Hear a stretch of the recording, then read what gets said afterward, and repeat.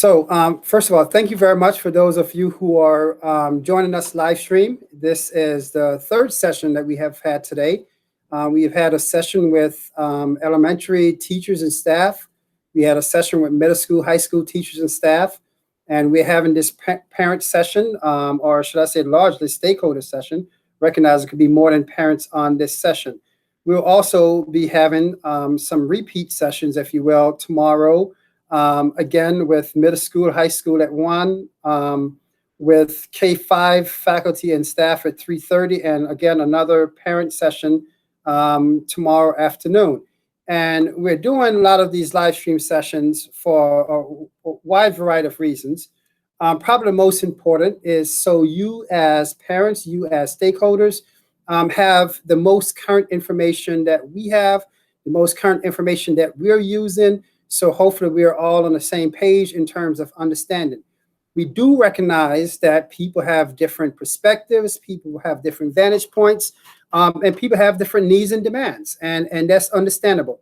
And so I want to be clear with that. We understand the differences of perspective that people have, and as we plan forward, we will try to take as much of those things into consideration as feasible as we try to develop a comprehensive plan. So let me just introduce who's on the call. For the purposes of formality, I'm Dr. Oliver Robinson, the Superintendent of Shenandoah Central School District. We have with us Dr. Elizabeth Wood, who's our Deputy Superintendent of Schools. We have with us Ron Augustinoni, who is our high school principal. We have with us Robin Gories, who's one of the 3 middle school principals at Guana Middle School. We have with us Greg Pace, who's the principal at Tasago Elementary School. We have with us Andy Hills, who is a principal at Oranjan Elementary Schools.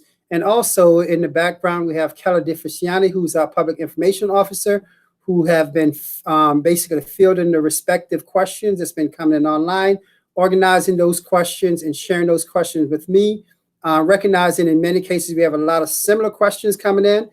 So we try to address those questions not only throughout this presentation, which I think a large majority of those questions will be addressed, but also at the end of this, we will circle back and try to address some questions that might be new, a slightly different slant, or different from what we have seen already or we haven't addressed throughout the presentation as well. And we have Ken McDermott, who's here, provide technical support if technical support is warranted. Again, this session is being recorded because we think it's important for people to be able to refer back to it, to hear the things that we said, because at this point, having accurate, updated information is the most important thing. We recognize that people across the state, across the country, everyone is talking about reopening, and there are so many different models, so many different terms that are being used interchangeably, or people assuming having similar definitions, but because of nuances can be significantly different in terms of the experience that students and staff will have as we look to reopen. So also want to let people know at this point, this is still very much a plan in development. Even after we submit our plan, quote unquote, to the state, it's a work in progress. And we'll talk about more of that as we go through the presentation as well. It's an evolutionary process. Every day, there hasn't been a day yet that we don't get further clarification on a guidance, further clarification on something that we thought was logical, that all of a sudden when you start to apply, it doesn't work the same way or cannot work universally. So it's a truly an evolutionary process for all of us, but we're committed to do the very best to provide a quality experience for the students that we serve here at Shenandoah. So with that being said, let me transition to the presentation mode so you can see the presentation that will guide our discussion as we move forward. So I'm going to ask Dr. Wood if she can let me know if you're able to see this presentation. Yes. Oops, sorry. So the presentation that people will see here is basically the document that we have been working on for months. My sorry for the technical difficulty. The presentation did not start in the beginning. That we've been working on for a long period of time now. as we look to redefine ready, what does ready mean as we reimagine Shenandoah for the fall?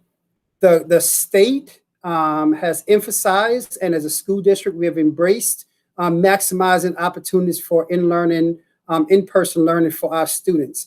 And so this reopening framework is predicated on that premise of maximizing opportunities for in-person learning as we move forward. One of the things that we know is that the state, and we'll emphasize that point again, the state regulations spoke about having a plan that looks at in-person, remote, or hybrid. The key part is hybrid. And in some degree, we'll be using, looking at portions of all three of those, but the key word is R in that sequence. We're looking at in-person, remote, or hybrid, and we'll talk about how those things integrate as we look at our planning process. So you know where we're going this afternoon. I'll be providing an overview of the framework so you could truly have an understanding of the inner workings of our plan and the various things that we still have to finalize and still have to synthesize and analyze options as we move forward. Dr. Wood will then facilitate a discussion surrounding our instructional programming, where our focus is truly on equity and opportunities and outcomes and having an authentic learning experience for our students. That discussion will include, as was introduced, the two principals from the elementary school, Mrs. Goris from the middle school, who's been spearheading that initiative, and Mr. Gastononi from the high school as well. So we have a facilitated discussion on the instructional programming, and then we'll come back and look at questions that have already been submitted. We know that people submitted questions earlier today, and we have captured those questions, as well as hopefully after people hearing the presentations, if you still have questions, submit. And we hope that, quite frank with you, the presentation will address a lot of the things that you're thinking about, recognizing that it's impossible for us to have a presentation that address every unique scenario for every parent, every kid.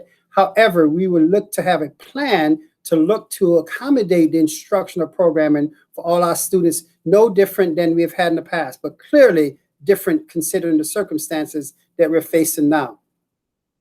So with that being said, it's important for you as parents, those of you on the line, to recognize that our North Star hasn't changed. As a school system, we're still focused on trying to be inclusive in terms of asking the question, what else can we do to make the school and classroom experience more relevant for our students? We're looking at how can we be more responsive to the cultural shifts and capitalize on emerging changes. So we're looking at the diverse aspects of education. We're looking at how to ensure that education is axiomatic. What else do we need to do to ensure equity and outcomes for all students succeeding and realizing their full potential? And those statements are broad and bold and aspirational statements. And those statements drive our planning process, have driven our planning process in the past, driving our planning processes now, and will drive our planning process in the future. So this graphic gives you some flavor of when we think about planning, we're trying to think about what's the location of our tent posts and how do we put up the respective proverbial tents as we look to reopen, and subsequently then what does it entail? In order for us to do that, we needed parameters to maximize our capacity and to maximize our capacity for in-person learning. 4 entities have driven a lot of that discussion, and I'll walk through those in a second. The governor's office, the New York State Department of Health, the New York State Education Department, and us as members of the Shen community, driving how and what we look to do as we move forward for the 2020-21 school year. So the governor's office has been a major driver of the things that we have done for the last several months here in New York. Recently, the governor came out with basically 2 components, a formula and a guidance. The formula focused on schools opening, and based upon the recent executive order, if the daily infection rate is 5% or less over a 14-day period, the declaration will schools be open. If the regional infection rate is greater than 9% over a 7-day average, schools will be closed. And so it seems fairly straightforward, but clearly the details of that formula is one that we're all looking to see how that's going to transpire. because the governor will make, based upon his last statement, a decision on the opening or closure of schools during the week of August 1st through the 7th. That's an important point for you as parents to know, that we are putting plans together. However, we're still very much, quite frankly, at the mercy of the final decision that's being made or will be made by the governor during that first week in August. So again, that's what makes this situation fluid. That's what makes the situation dynamic. However, we're still forging ahead, trying to put together a comprehensive plan, because the second component that the governor articulated was that the guidance to do so will be left up to individual districts. However, we also know that related to that is the New York State Education Department, that kudos to them. They have been working hard to come out with modifications to regulations that will help school opening become a reality, that provides us some flexibility that we need in order to do things differently. And the list that you see here is not meant to be all inclusive. This is just some key changes that the State Education Department has made in terms of regulations, the unit of study in terms of the time on task for kids to get credit for certain courses, science lab, recognizing at high school, labs might have to be both hands-on and simulated, considering the social distancing pieces that comes with some science lab, academic intervention supports, looking at how do we look to do that in different ways, because we don't have state assessments from last year that was traditionally used to identify students in need of academic intervention supports. Health screening, a huge part of that in terms of making sure we continue some of those same screening processes that we have used in the past. Home instruction, and I want to clarify this, home instruction is a formal process where a parent decide they're going to homeschool their child. They go through a whole application process where they have to submit certain documentations to talk about what type of instruction to be provided for their child at home. And that deadline was extended to August 1st. I anticipate that the state will probably extend that deadline again, recognizing that some parents may choose to formally home school or home instruct their children. And so certainly we want to keep that point out there as well, because that certainly impact the number of kids that could potentially be back on site in space at the school district. Incidental teaching is another major one, recognizing that, as you hear, as we look to maximize the capacity of our teachers, the allowance to have teachers teaching up to 10 classroom hours per week outside of certification area is a great flexibility that gives us a chance to tap into the expertise of our teachers to provide a well-rounded quality experience for our students, your children. So to keep things in perspective, as we develop these plans aren't necessarily my ideas as superintendent or anyone's ideas for that matter. These plans is a combination of best practices, combination of regulations coming down from the State Education Department. This particular link is a link to the document that the State Education Department released, and this is found on their website. And so we have read this document thoroughly back and forth to understand how does this plan materialize and go into effect as we move forward. So that's the first guidance piece as well. And just a point of reference, this presentation with the various hyperlinks will be shared out probably towards the end of the week, if not the first part of next week. And the reason why I hesitate to commit to a specific time frame, because there are certain components that we're still developing internally, and we don't want to put incomplete or inaccurate information publicly at this point. So we're working through that process, and probably by the middle of next week, we'll be ready to have all these documents available for people to review on their own accord. But we also recognize that the State Education Department opened a portal that I, as superintendent, need to go in and attest to certain things that we would do, and then have our plan attached to the website for public viewing as well. So this presentation is a part of our plan. It's not necessarily our plan itself, but certainly all the components of our plan is presented throughout this presentation. And we have a deadline of July 31st to have that plan submission. So clearly a short window to do a lot of things as we move forward.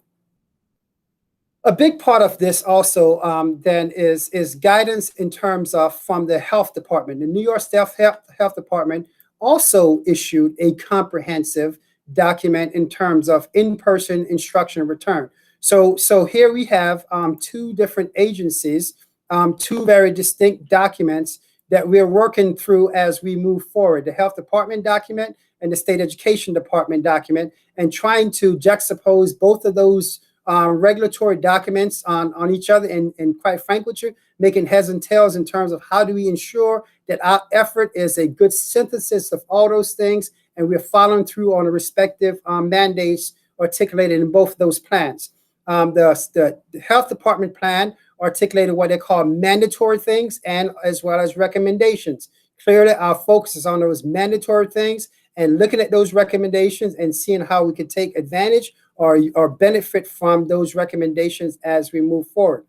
A third component related to this, we have been working regionally for the last several months. What I mean regionally, our BOCES, we are part of the Capital Region BOCES, a collaborative of 24 school districts, and this is, we have BOCES across the states. And so we have been working across BOCES with approximately 50, 60 school districts to ensure that as we look at these guidelines, that we are all having similar interpretations, we're sharing best practices, and trying to make sure that we have a very regional approach to what we do as well, because we recognize that what we do here at Shenandoah will impact our neighboring district. What our neighboring districts will do will impact us. So a regional approach is essential for us to effectively implement whatever that final plan will be as we move forward. A fourth component to this piece of it is trying to also then have understanding of our community. And that's the reason why just today alone, almost 6 hours have already been committed to doing live stream sessions and countless hours to review the results of a survey that was issued. We had about 1,800 respondents on that survey. The large majority of those respondents were parents. And as anticipated, we knew that the confidence, if you will, in returning to school at this point on the 21st day of July is going to be different than in August and in September. And it was certainly different than in April and May. And this survey revealed that when we look at confidence level, about 17% of our parents are very confident. Another 20% are confident. 28% are unsure. Some people are not confident. We know that there's a wide variety of reasons why people check either one of those things. And we hope that after today, that people who are unsure will have greater assurances. People who are not as confident will have greater confidence. And there are some folks, at least 60% of those who responded say they will not be sending their children back to school. And again, my role as superintendent is not to arm twist a parent to make a decision for their child. As a parent myself, we make the best decision for our students. As superintendent of schools, we try to make the best decision for all the students that we serve. And we hope that the two of us together, parents and school administrators, school faculty, school staff, that we are much more in line, in common than not in terms of moving forward with the educational interests of our students in mind, as well as the safety interests of our students in mind. And saying one before the other isn't a prioritization. It's just simply those two things right now are driving a lot of the planning sequences for us, the safety and the educational provisions. We also asked about transportation in the survey. And the reason why we did that, because we know that regardless of the plans that we have for return to school, if we are not able to get kids to school, those plans are for naught. And transportation is a complicated thing. Just a perspective for folks, we have in the traditional school year, 206 buses go out, and we transport about between in-district, out-of-district, about 11,000 kids or more. So it's a pretty complex process to transport students. And so we wanted to know people's perspective. We're not necessarily looking to say all of a sudden we'll be reducing our transportation only down to 44%. But this gives us a flavor that at this point, at least about 38% of those who responded would say, I would transport my child. And you'll hear later on in the presentation that in some cases we'll be encouraging that, recognizing that we create another situation, the log jam of cars on campus. So it's one thing where you solve potentially one problem and potentially create another problem. However, those are realities that we're working through as we move forward. Another big piece that we saw from being virtual from March was access to particular personal devices. And we have loaned a significant number of Chromebooks to students beyond those who already had Chromebook as a part of the one-to-one rollout. So we continue to assess that and try to have the capacity to meet the respective needs of our students as well. We know that some instances there were some Wi-Fi access issues, and we hope that, quite frank with you, the cable companies or the internet companies that came on board to provide those access will continue to do so as we move forward. Small for Shenandoah in comparison to some of our rural neighbors, but still an issue that we are keenly trying to address and work with some of our partners on to try to provide internet access where those access pinch points are identified. The survey revealed a ton of comments and questions as anticipated. We wanted to know what was on the minds of our constituents. And so we spent countless hours combing through the respective comments, respective questions, and we noticed that there were a lot of commonalities in questions and comments, and many of those questions and comments were also already embedded in our presentation. So therefore, we hope and trust that once people listen to the presentation, not only tonight, but maybe go back and look at the recording again, you'll see that many of the things that comments that people made, questions that people are asking are already addressed or will be addressed as a part of our plan as we move forward. So this is just, I'm not going to go through all these by bullet points, but I want to emphasize to those who are on the live stream that the comments and the questions that come into us, we take the time. I know I personally have spent hours and hours and hours reading through questions to try to understand and make sure that we, one, have an appreciation of the thinking, the mindset of our teachers, mindset of our parents, mindset of our community residents, and two, to see if there are things that we, for whatever reason, didn't take into consideration as a part of our planning process. So these comments or questions are extremely important as we look to fine tune and address the respective nuances of the plans that we look to development and move forward with. So again, a lot of questions and just a reflection of the various questions that we captured that I think in many ways are very common across the board. So back to the Department of Health. The Department of Health came out with some regulations this summer because we, in fact, right now, we have students, not right at this time, but this day, we have students who are part of our extended school year program, certain special education students, and therefore the return to work protocols that the New York State Department came out with, we use those protocols to guide the development of our Shen protocols. And this is just an example. We have protocols for our extended school year program, as well as for employees who are on site working through the summer. And so those protocols become very important to us because a big part of those protocols is the daily health screening. I myself, by 5 o'clock every morning, I get an email with the Shen self-certified form that I have to go through and click through and certify about the symptoms, the respective COVID symptoms that have been identified by CDC, and check this piece and make sure that I submit this every morning prior to coming to work.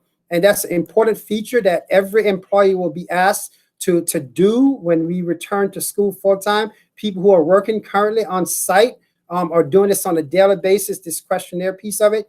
Temperature checks, because implied in that self-screening is a temperature below 100.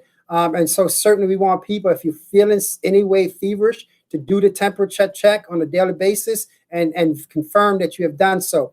Similarly, the health department regulation speaks about students and employees prior to arrival at work in school. We will be encouraging parents and be providing information to parents. We will be providing videos to parents to how to effectively do this and providing support as we move forward so that we can have a high degree of assurance that students, particularly from the temperature piece prior to their arrival to school, that those things have been assessed. We're working regionally to provide some additional resources as well. So the daily screening is a major part of the process as we move forward, and more to come as we get some further clarification from both the state education department as well as the Department of Health.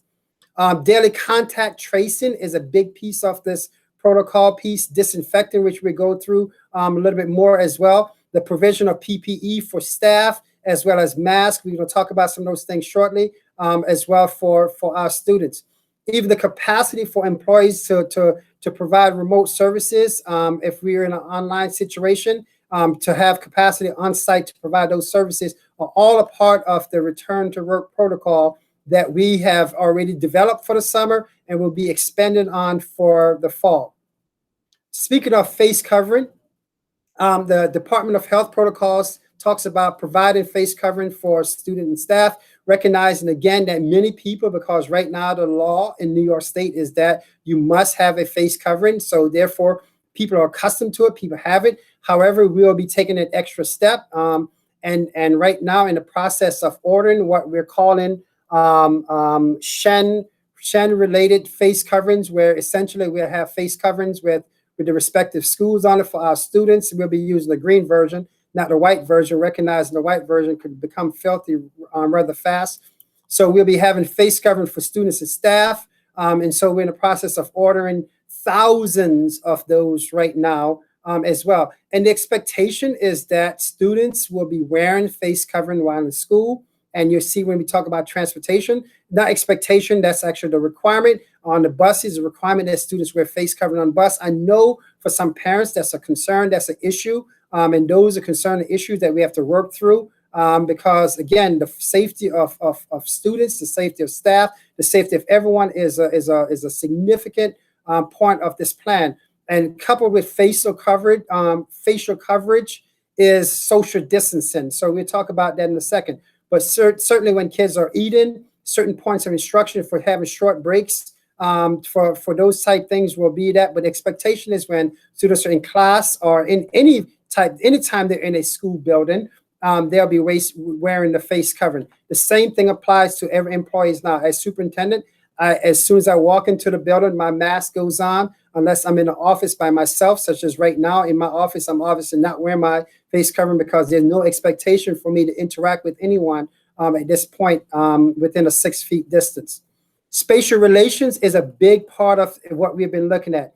The state speaks of this cohort model to minimize transition. We'll talk about more of that as we go into the presentation. But just to give you some sequence, we have gone through every school building and looking at classrooms. This is an example of the spatial relations in an elementary classrooms. We know right now the sweet spot for us is about 18 desks in classrooms. We have some spaces that can accommodate more. And if that's the case, we will look at that as a possibility. But for planning purposes, the number that we're using is 18. And this is just a picture of that for perspective. Similarly, we looked at the middle school, and then this is a middle school classroom. You see a very similar reconfiguration, 6 foot depth distance between all those from head to head, so to speak, in each one of those classrooms.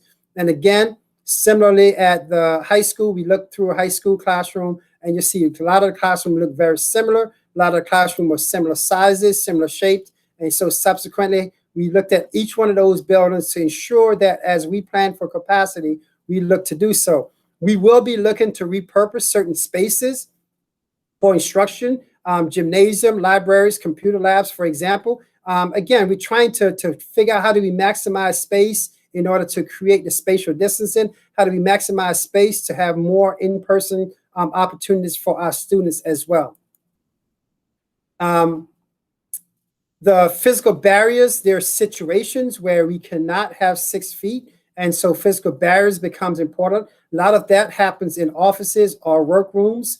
For example, here's an example of a teacher workroom where we have already gone through reconfigured. If you see file cabinets creating separation, and already we have 6 feet separation from head to head where people are, but we have a combination of space and barriers as well in some of those workroom situations. Similarly, this is a teacher workroom at High School West. As again, you can see both physical separation and spatial barriers to ensure the safety of our staff who are occupying those workroom spaces.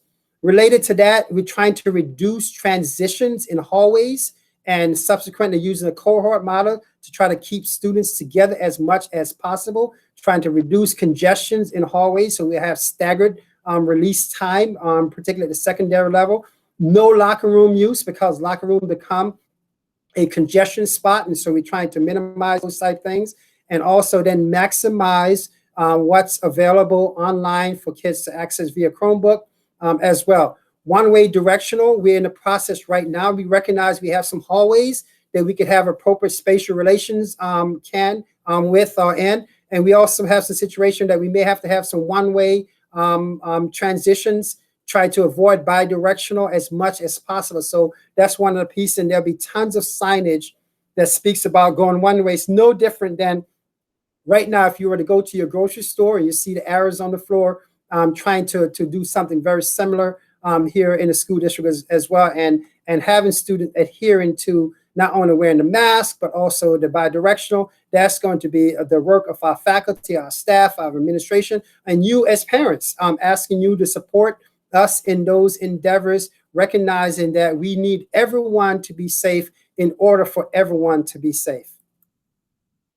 Health services is a big piece of it. So right now, Rebecca Carmen has been the point person with the Saratoga County Health Department, as well as the New York State Health Department, as well as working with our nurses, as well as our school physician. So we have a lot of people right now in the process of developing training plans to recognize signs and symptoms, videos that talks about hygiene from hand washing to you name it, to putting on PPEs, having very simple videos to share with parents, videos to share with staff for both students and employees. We're looking at protocols right now in terms of not only the legal protocols, but the practical protocols when we have vulnerable populations. They could be vulnerable populations of employees or vulnerable population of students who, again, there's some clear definition in terms of severe COVID illness as a result of certain risk factors that people may have. And so we're looking at that very closely, and those protocols will be developed and issued in the coming weeks as well.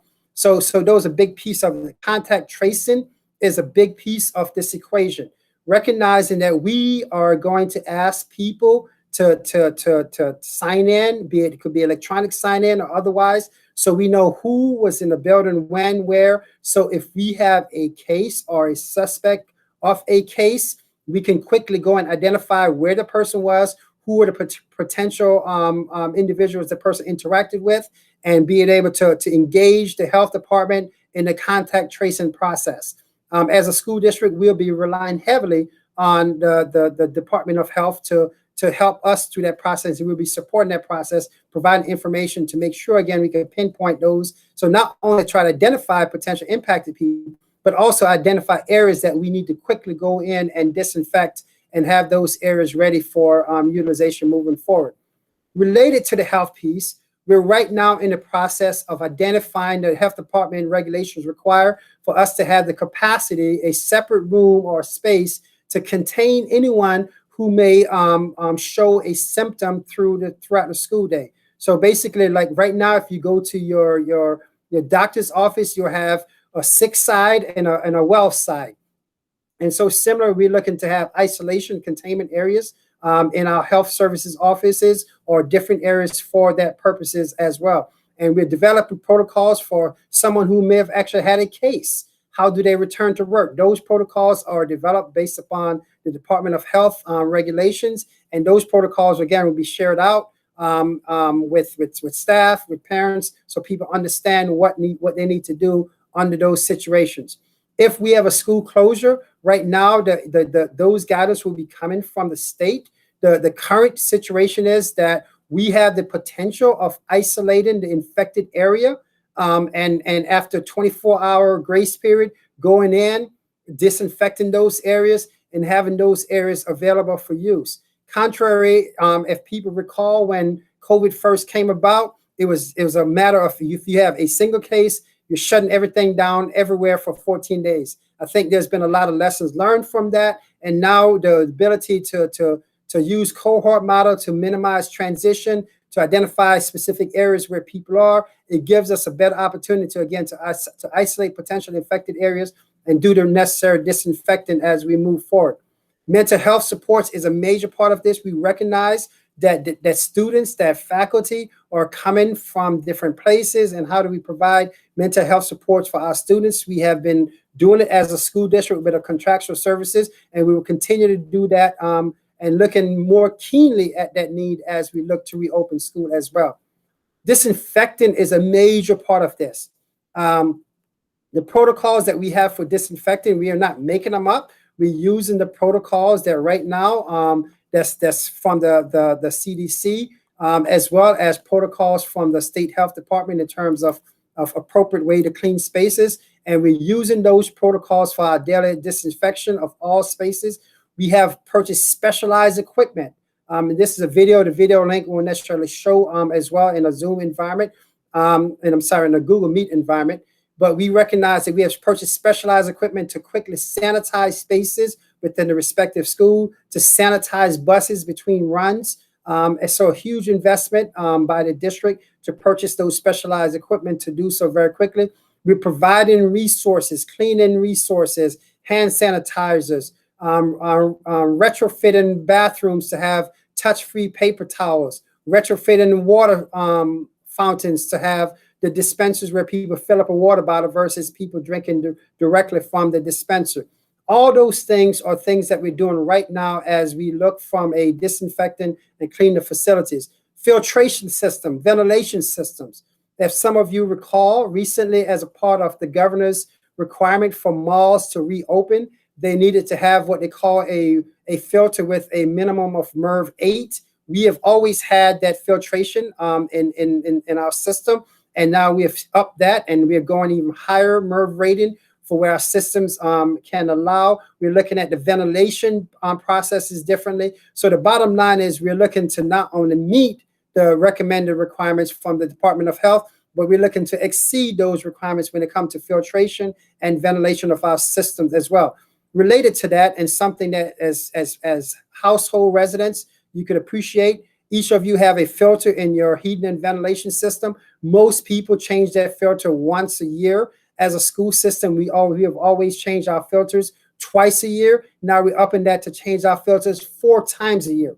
So again, the quality of air is something that's important to us. So we're taking all those extra steps to ensure that we do so. Having protocols for people who are in the building beyond employees, people who are contractors, when they come into the buildings, having those protocols, visitors. We'll be minimizing visitors to school to official business only, and looking at those protocols as we move forward. Delivery to buildings, designated areas that deliveries will occur, having doors one way in, one way out, access points as feasible become a part of our movement and deliveries plan. So again, all those things are consistent with the Department of Health protocols that we're in the process of having those plans articulated and again, available to share with the public as we move forward. Transportation is a big piece of this, and I'm going a little long here, but I want to make sure I emphasize the points. Transportation is a major part of what we're trying to do right now. The mask being required for students and clearly for our drivers and our aides on our buses. Right now, we're looking at about 50% capacity on buses with the mask and some social distancing on buses. Rich, give you perspective. The typical large bus is about 6 to 6 person capacity. We'll be looking around 36 to 40. And that variation is because the health department regulations allow for sibling sharing of seats on buses. So we're trying to see how that will pan out. Staggering of drop-offs of buildings. So in the typical sequence, you have had buses lined up and all the kids get off all at the same time. We're going to be staggering drop-offs. So to try to, again, minimize large groups of students being in the same space at the same time. Outside runs becomes a big point for us to look at in terms of how we run to private and parochial. We're in the process now, and once we finalize our plans and look at our capacity, we'll be communicating. We've already started some of those communication with some of our outside providers, be it students from Shen who are placed in outside programs, or for parents who have chose a private school option for their students. We're in the process now of looking at our capacity and how those things will align with the plans of those schools as well. Disinfecting the buses, I mentioned before, we have specialized equipment to quickly disinfect buses between runs as we move forward. And the encouragement of parental transportation is something we certainly want to encourage, but we do recognize the potential of large volumes of traffic on campus. So we're looking at a plan to talk about when do parents drop off versus when buses dropping off. And so trying to have a staggered sequence between those two things is a plan that we'll be putting together in the coming weeks as well. Food services is a big part of this, recognizing that provision of lunch and breakfast is a major part of our programming. So we're looking at prepackaged meals. We're looking at social distancing in cafeteria areas. We're looking at potential of delivery of meals within cohorts of students within classrooms. So those are part of the plans that we're in the process of developing right now with our food service providers. And those plans, again, will be available in the coming weeks to share in great details with you as parents or any other interested parties.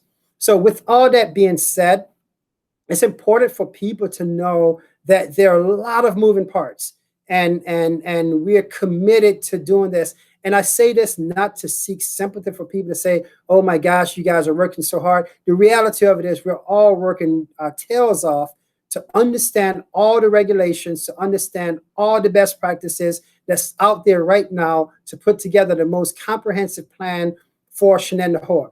And before I transition to Dr. Wood, it's important for parents to know that the regulations spoke about having a plan that has in-person, remote, or hybrid model. We're looking at those three options in different ways, and you'll hear more about those as Dr. Wood go through the facilitation in terms of how we're looking to provide instructional programming for our students. So Dr. Wood, at this point, I would transition to you to pick up the presentation. Great, thank you. I just want to let folks know too, we've heard a few individuals have had difficulty accessing. You can let your neighbors know if they're texting you. We are recording this and it will be posted on the district website in the event anybody was unable to access tonight or log in. So as Dr. Robinson mentioned, we are reviewing the options for how we are delivering instruction come fall. And you're going to be hearing more details about the elementary, the middle, and the high school shortly. We definitely heard families loud and clear about the challenges of educating some of the youngest learners from home. And so we did start off with prioritizing daily on-site instruction for our K-6 students. Typically we talk about K-5 and then we talk about 6th through 8th grade. But we are trying to work a plan where our 6th graders could be in every day as well. We also have a priority on engaging students who had not necessarily engaged to the extent that we may have hoped in the virtual setting in the event that we need to be in a virtual setting again. We also, while we are planning to be fully on-site K-6, we want to note that students who are in specialized, self-contained special education programs in grades 7 through 12, so if your child is in the FSD program, the ISD program, or the MOVE program, your child would be on site daily as well. We have also heard from families about how challenging it was for some of our students with specialized needs to engage in virtual instruction. English as a new language, that's what ENL stands for, English as a new language, will continue as a service as we return to school. And we are looking at options for students who have, who are in vulnerable populations, have health challenges. We are currently talking with other school districts to see if there could be a regional approach to provide resources to families, knowing it's not going to be fully interactive for our students if they are at home, but more of a connected regional approach, we believe.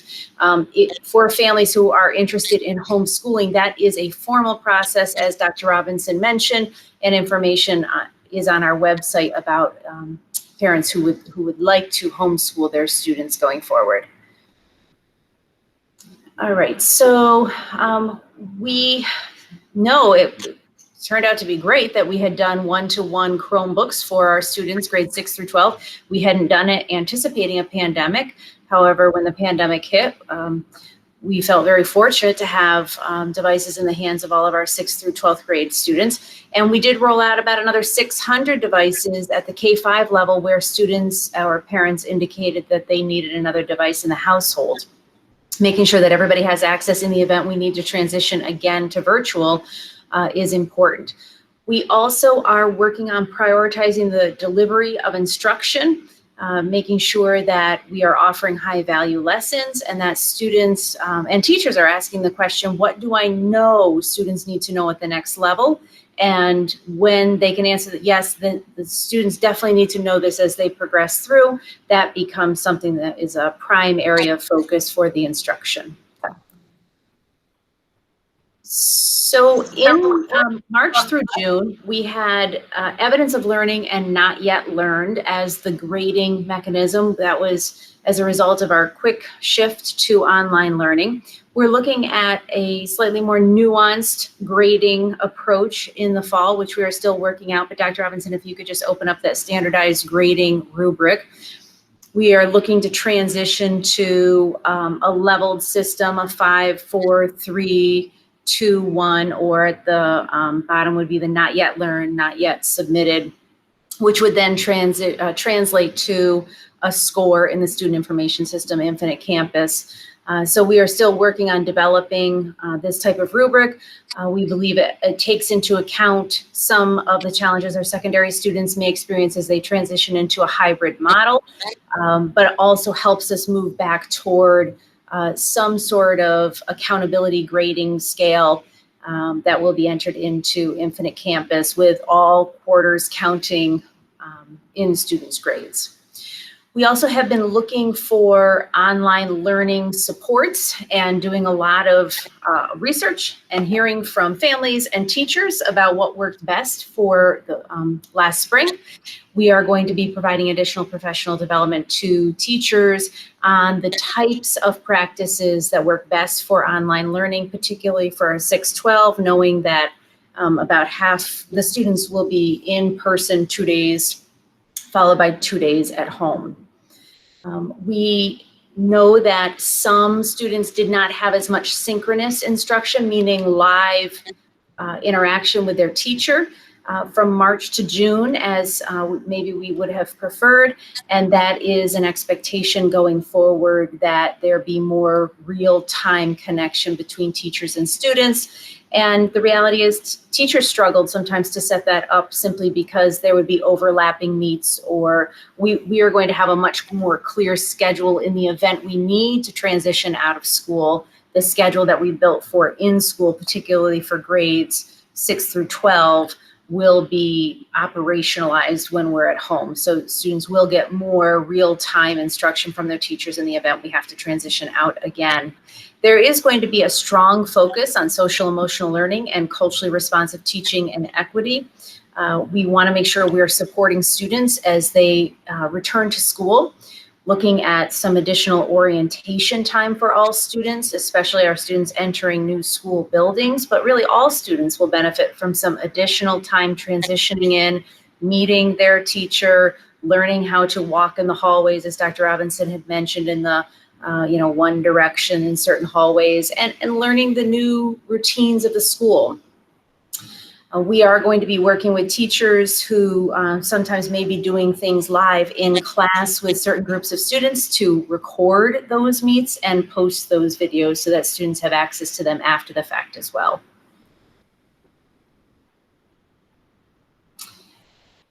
We have been developing guidelines in Shenendehowa for Google Classroom setup.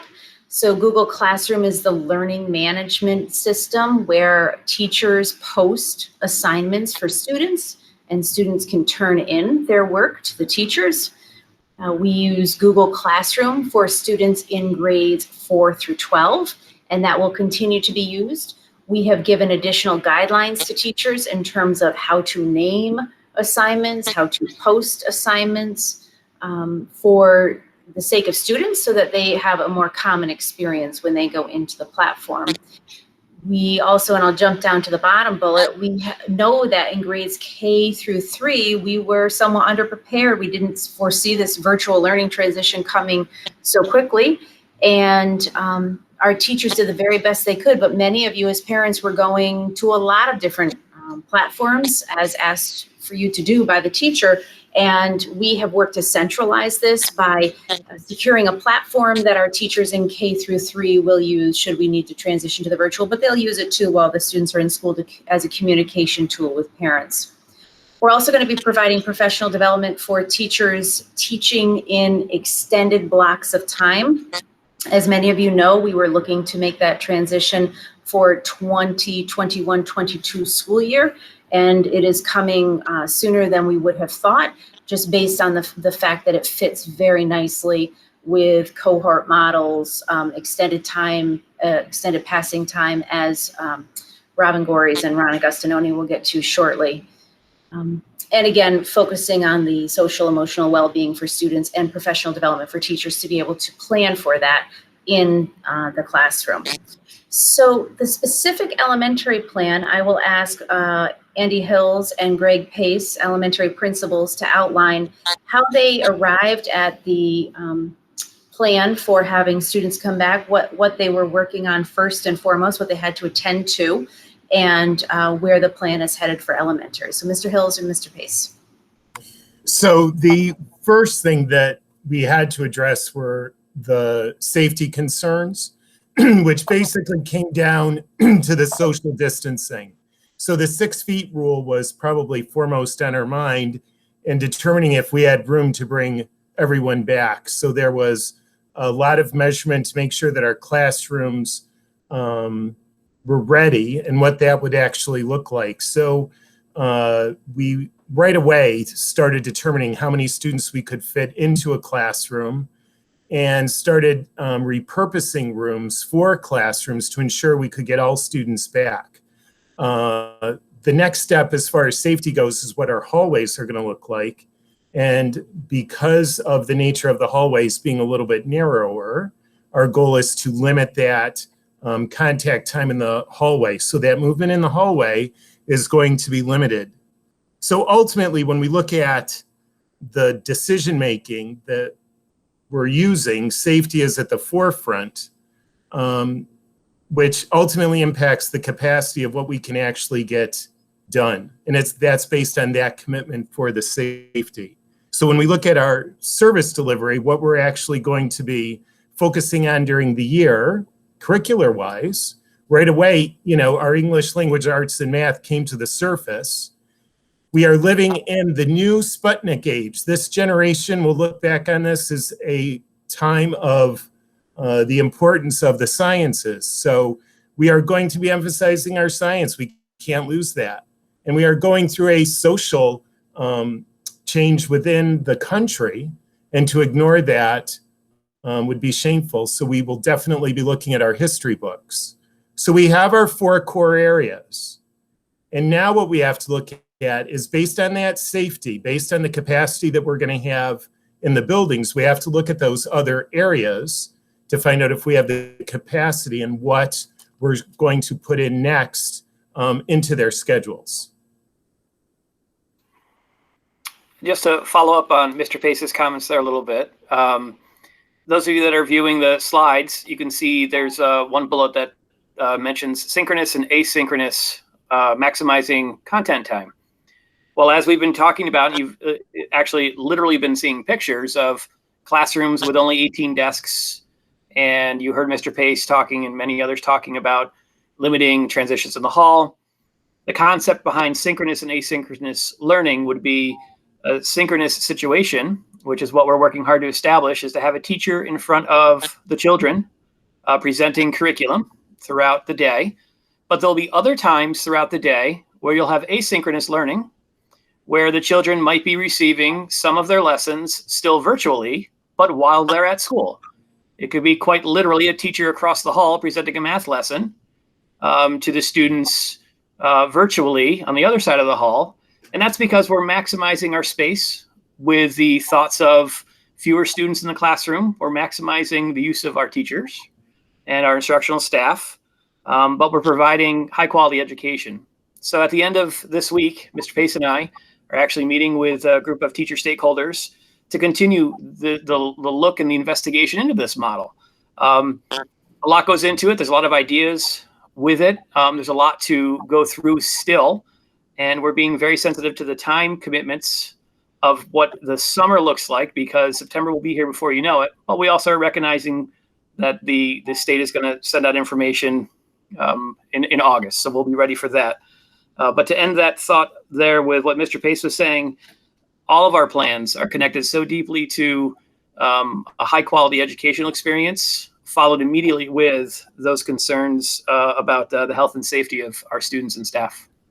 I just want to chime in, Andy, real quick. I just want to clarify, there will be a teacher in every classroom. I just want to make sure, based on what you said, so if a math lesson is going on, the class across the hall will have an educator in that classroom. There's not going to be any unsupervised classrooms at the elementary level.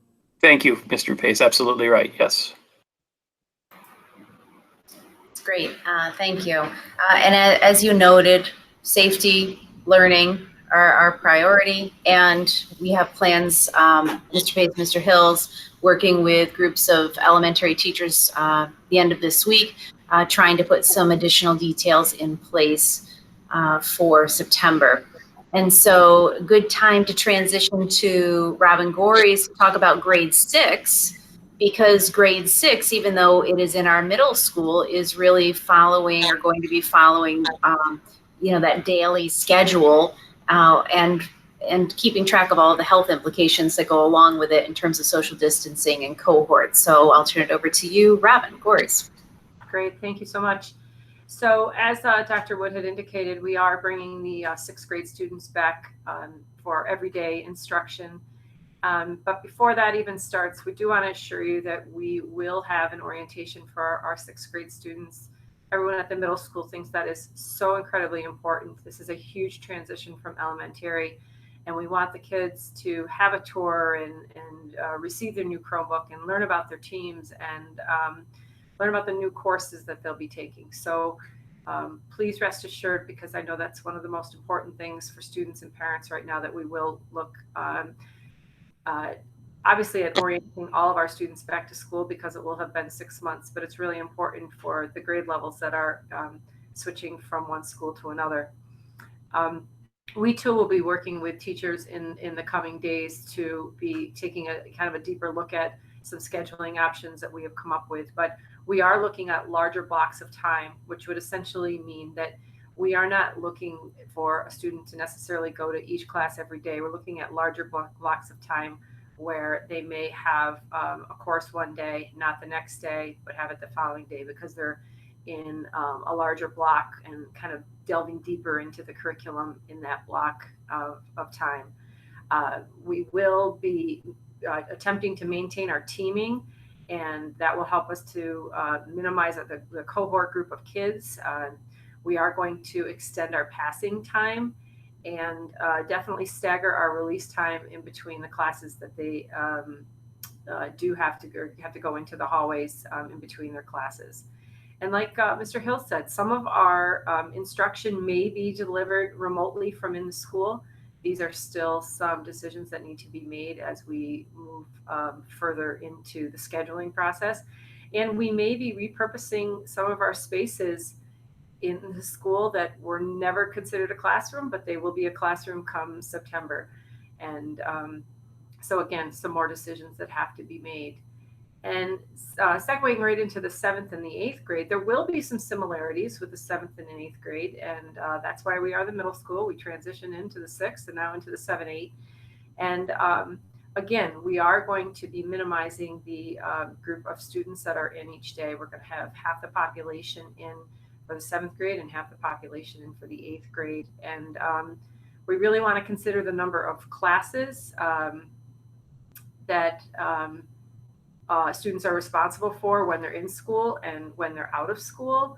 And as Dr. Wood and Andy were mentioning, is that we do have in-person synchronous learning, and we'll have the asynchronous instruction. So while the kids are at home, there will be academic expectations. Possibly there'll be some access to teachers in real time as well. And that's something we're still working on. Attendance will be taken. And, we are looking again at all spaces creatively, because keeping in mind, if we're bringing all the 6th grade back in, and, if we can only have that rough 18 per class, is we're going to need to possibly move into some other areas, which could include some of our typical 7th and 8th grade classrooms. The key thing is we want to develop a schedule, and I can see Dr. Robinson has that on there. We have a schedule that we're looking at so that if we go to online learning, we can quickly pivot, or I'm not sure how quickly, but we can pivot to the online learning and as seamless as possible. So what that screen that we have there that titled the hybrid schedule is, we have that such, so with the 7th and 8th grade, they would be assigned to group 1 or group 2. So they would go to class, they would come into school. Again, can you hear me? Yes, Robin, go ahead. Okay. Again, the students would have, and this is just a model that we're looking at right now, they would have 4 classes in one day and 4 classes the next day. And then the next group of kids would come in and the other group would stay home. Again, like I said a few minutes ago, though, there would be work that the students would be working on. It could be some type of an extension. There could be group work that they're working on through Google Meets. There could be work where they're working right with their teacher, but they'll be assigned to one group or another.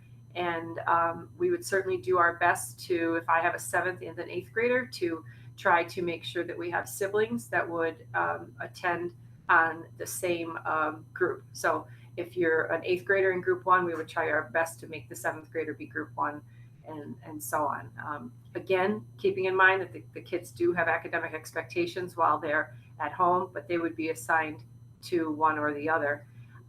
So what, again, this is another model that we have here, and it's very similar to what I was just describing, but instead of that 9 periods that we've had in the past, where there are the 9 or more transitions, and you can see that in the next slide, we would be looking to simplify that. And there are so many health reasons, as you can imagine, as to why that this would improve for health only, but also that deeper dive into the curriculum, like I had mentioned before. But it would certainly limit exposure for students. It would limit exposure for teachers.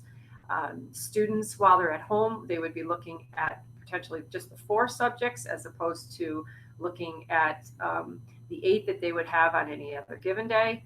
And like I said, there's numerous safety implications that could be improved by what we're looking at. So our next steps really at this point in time are, we're going to be working with a group of teachers later this week.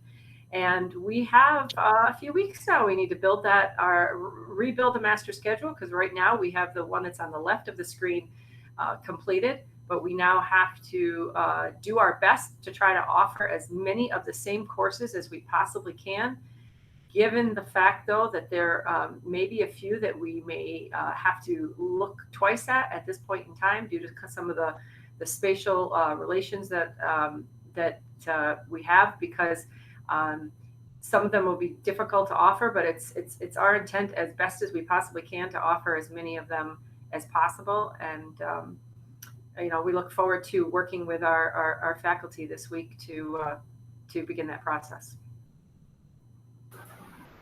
Great. So as we shift to high school, one of the points that Robin Gorey's made for middle school, but it holds true for high school too, even the days that students may be at home for 2 days, so they're in school for 2 days and then at home for 2 days, the expectation is on those 2 days that they are home, attendance is being taken, they're logging in, they're completing work.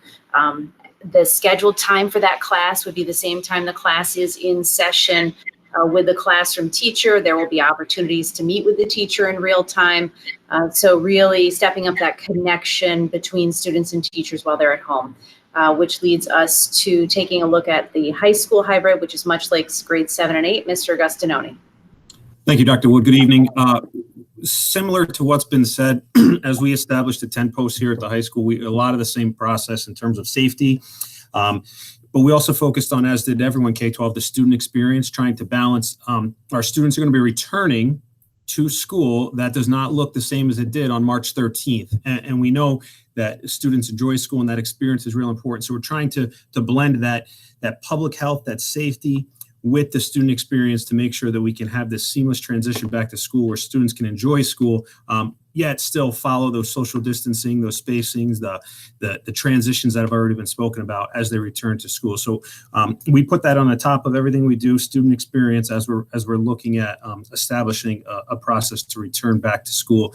You'll see things with time guidelines that'll factor in with some of the schedule changes and how we can do that. We already discussed synchronous and asynchronous learning, and it will vary slightly from course to course and the nature of the course and the teacher, but there is going to be that synchronous and asynchronous piece when students are home, whether it be full virtual or in this kind of hybrid model that's all been discussed. As we know, we want to, at the high school, offer the full offering of courses. So many students have been looking forward to taking courses for years, right? The selection gets greater as they get to high school, especially in their later years of high school. So, those courses we want to make sure we're able to offer to all of our students because it's something they've been looking forward to, and it ties into that student experience. And we know there's some challenges with that. You can see that 12-foot distancing is on your screen. If you see the presentation, we're performing arts, and our students, they love performing arts. So we want to make sure that continues. And we're working with our music departments and looking at space to make sure we can in fact offer all those courses. So the plan right now is to move forward with our full course offering. Your students have made course selections back in late winter, early spring. So the plan would be to move forward with all those as we reopen school. You're going to see the same type of thing on the screen, that we had the same rotation. And I do want to point out, as Ms. Gorey said, also, if you have an 8th grader, it would be helpful if they were in the same group as their 9th grader or 10th grader or 11th grade sibling. So we'll be looking at that as we try to group students the best we can to make sure, if you have a 10th grader and an 8th grader, they're attending school on the same days and home on the same days. As we know, that's probably helpful as you're planning. If you look on the screen, just to further explain a little bit this schedule, on the left, both high school and middle school have A and B days. A days and B days are the same with the exception of like PE and lab. Well, as we transition to this hybrid, we'll also have A and B days, but you'll see the courses are spread over 2 days. So we were looking at moving to this kind of schedule anyway. We've been studying it and working on it for 2 years, and the plan was to be probably presenting it throughout the winter as we move to it for next school year. But the opportunity now is to do it for a number of reasons. Of course, public health, you can see all those lighter times, and there are passing times. We do not want to be, or might not even have the capacity to be cleaning classroom 10 times in a day as kids transition. We're able to do that much more seamless when we have 4 groups of students running into classrooms each day. So we're hoping this gives us the opportunity for a better public health experience as we meet those guidelines, but also the educational experience. If we're extending passing time, the classes students would be in on the schedule on the left is going to be short because the school day is only so long, passing times get extended. When we move to the schedule on the right, we have more time and more flexibility for passing time and more time in class to do some of those social emotional learnings, and the content and the curriculum will have more time to cover as well. So those are some of the things we're thinking about and how we're doing that. We're discussing now and making sure we can offer all of our courses, as I mentioned earlier.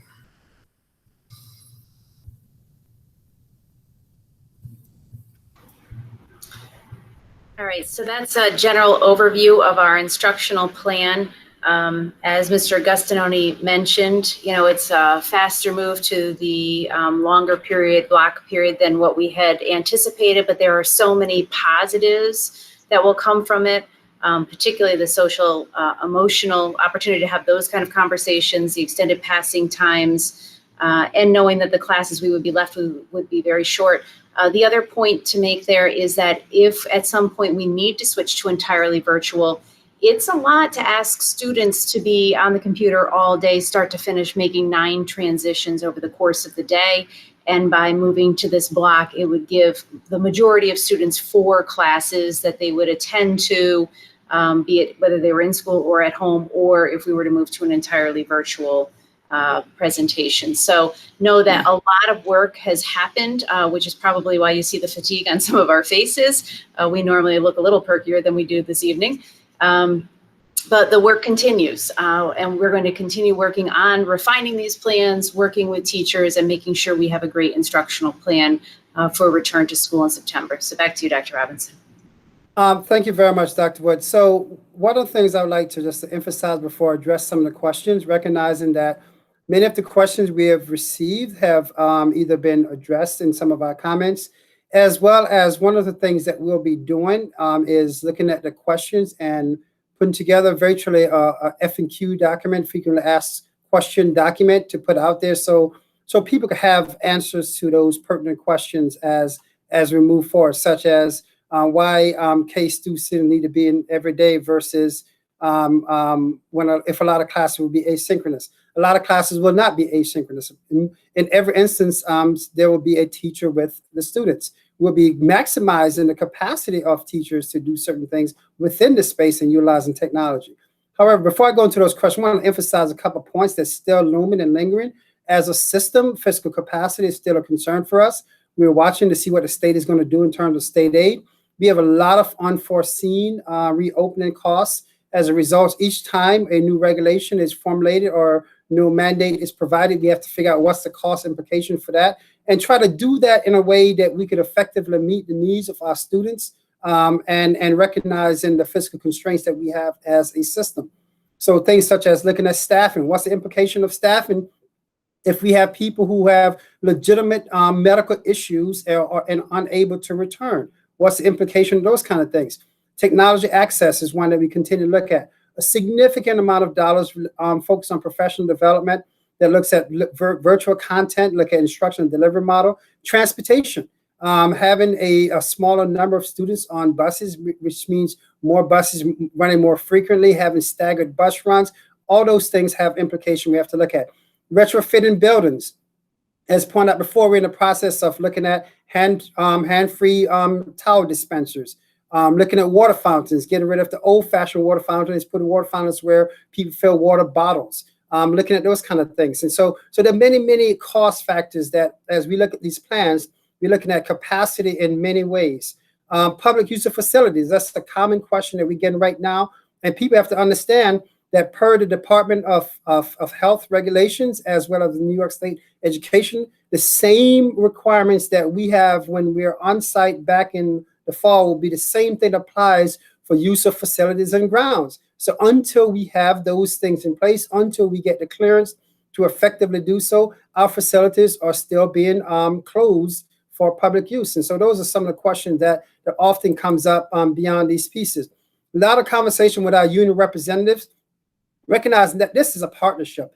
Everyone has to be invested in order for this plan to be executed with fidelity. So a lot of conversations happening with a lot of folks as we move forward. In terms of time sequence, so people know, it may seem like it's a long window, but it's not actually a long window. Next week, we have 3 additional meetings with our ad hoc group. We have ad hoc committees that's looking at some of these kind of things. We'll be hammering out the details even of this plan into August and September. The Board of Education will be having a special meeting on the 28th at 5:30. That meeting will be on site for board members. It will be streamed for the public. We'll be having it on site to go on, but public streaming via the BOE system. More information to come from that, which essentially will be walking through a lot of these components again, and as well as anything new or different that transpired between today and the 28th. Plan submission, our goal is to submit our plan to the state by the 29th of July and start to communicate their plan, having the details out there.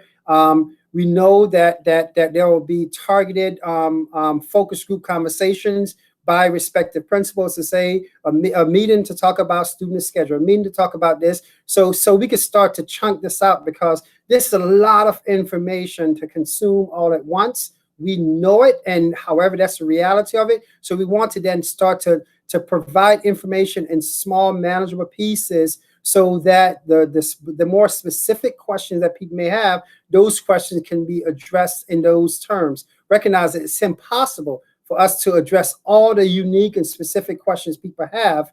However, we certainly want to provide information in a way that people can look at their situation, understand information, and hopefully have a better response in terms of what decision they need to make as they move forward. The major piece to this that is still very much the big question of the day is what will the governor do come August 1st? And so we're working with the assumption that as the state has dictated that we should be maximizing the capacity for in-person. We're working with that premise and working hard to develop a comprehensive plan. And once the decision is made by the governor, if the decision is made that all schools in New York should go remote, we are ready to pivot towards that environment. As pointed out before, it will be different from the fall. The attendance will be taken. It'll be much more on live interactions with students and teachers. It'll be a different experience than what we experienced in the fall. The delivery time will be different in terms of time, contact time, grading sequence, assignment sequence. A lot of those things will be different if we are compelled to go to an all remote option. In the meantime, we're looking at in-person for K-6. We're looking at hybrid for 7-12. And I share that because some of the questions people ask is, can I opt in and out? It's not an opt in and out option for school because it's virtually, no pun intended, impossible for us to have a 100% interactive virtual school at the same time that we're having the models that we outlined here. We simply do not have the capacity to do so. And that's the reason why we engage not only Shen, quite frankly, regionally, we're having the same conversation to try to tap into those regional resources. So for students who might be in a vulnerable population risk category, either individual students or family member situation that puts them in that category, how do we provide access to quality resources while those students are learning in a virtual space? We recognize that there's some parents who have a preference.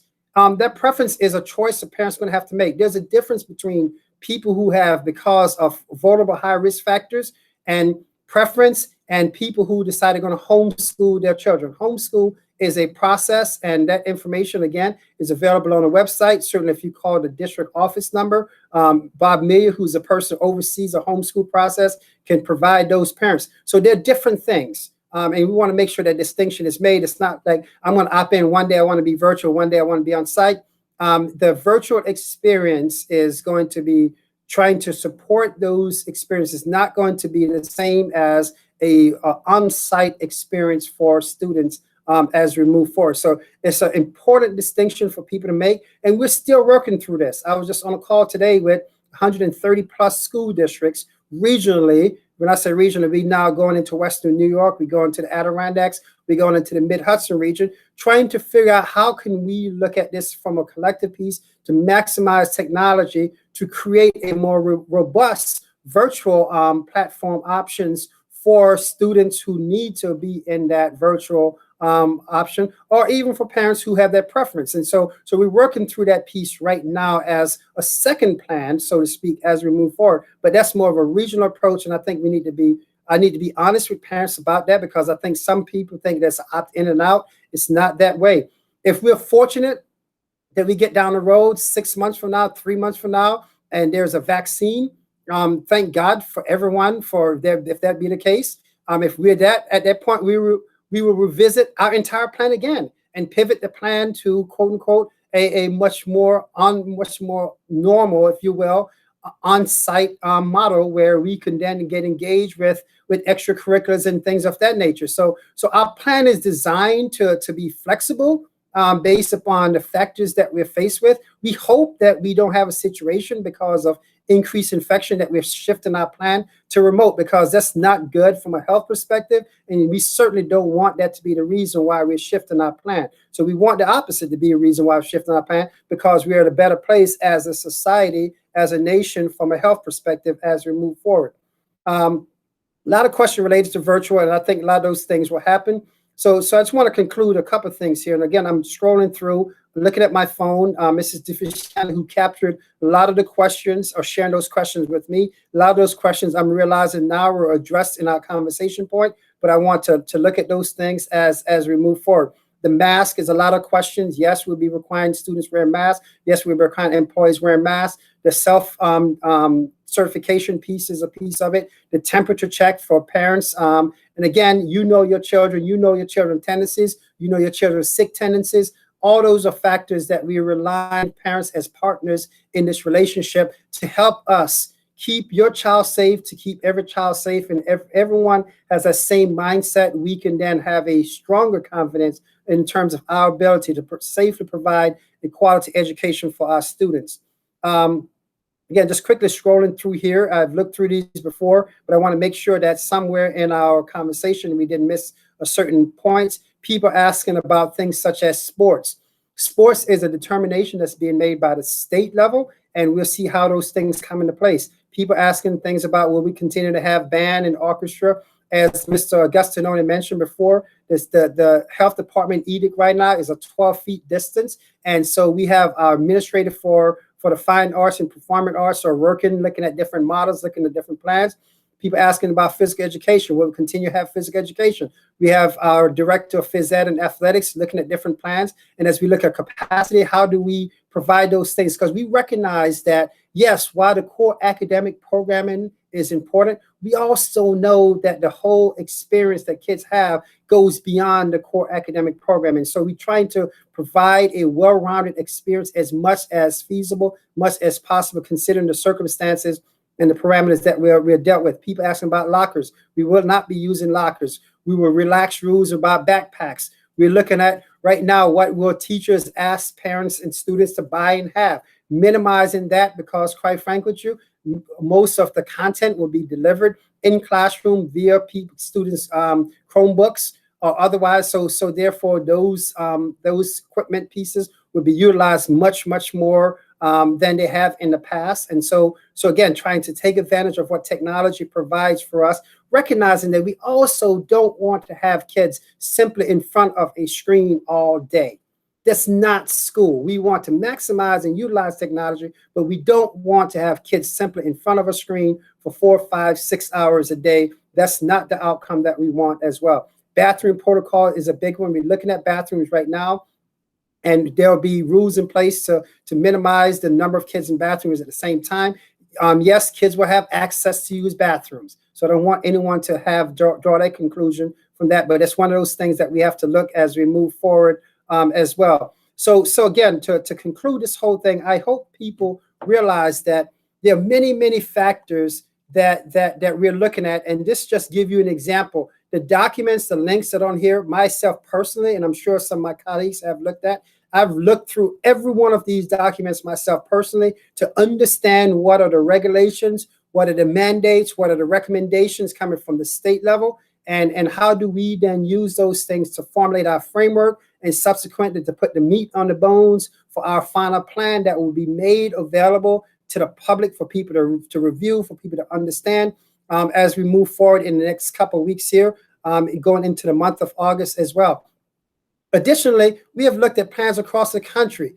Personally, again, I sit on several national committees that are looking at reopening, looking at the CDC guidelines, looking at what we're doing regionally, Capital Region BOCES. We have a collaborative of superintendents that's looking intensely at various options, looking at models, because again, we don't want Shenandoah Hall function in one way when the neighboring school districts function another way, and all of a sudden, because our model is different from another model from a K-5 or K-6 level, our staff can't come to work because that school decided to do something different, vice versa. So we're taking all those things into consideration. So this plan is beyond Shen. We're also looking at what's happening across the country. We have plans from certain states that we know that were early in their planning process. They have been very progressive in their planning process. We're looking at the Maryland plan, the California plan, the Missouri plan, the Georgia plan, the Pennsylvania plan, particularly states that were open school prior to New York. We're looking at those plans, looking at the execution model, learning from their lessons that they're learning right now as they're preparing to open school in the next week or so.